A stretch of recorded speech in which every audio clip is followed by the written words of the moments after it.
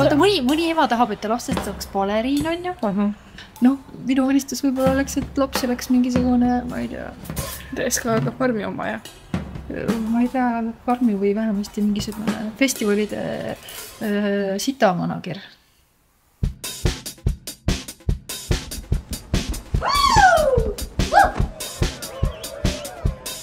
Kas teisi lapsi ka niimoodi jälitad?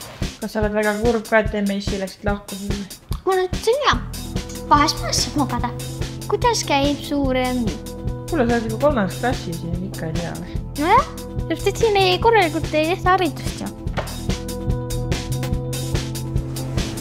Teen tantsukast koju, ma olin nagu vau, enne ma tahaks nagu lavastaks saada. Kuhu kooli ma saaks nagu õppima minna peale gümnaasiumit nagu seda. See ma vaatasin, et on nagu mingi, kuule maailm lõpeb ära, nagu et tore unistusega nagu keegi tule siin vaatama, kui inimestel on nälg vaata, et nagu mingit teateretendust. Meretaseme jätkuv ja kiirenev tõus mõjutab üha enam rannikuaarseid asulaid, tõugates neid vee alla vajumise ja kadumise suunas. Ma ei taha isegi siin mõelda meie Eesti õpupäevas. Roosi on teel Saksamaale UBC Robert Bosch kolledžisse järgnevaks 8 aastaks.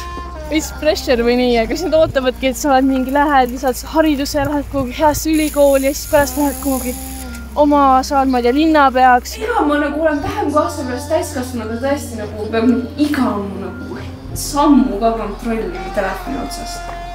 Isegi nagu viimased, ma ei tea, maailma toiduorganisatsiooni nagu ametlikud raportid ütlevad seda, et me vähema 10 aasta jooksul maailmast nälg.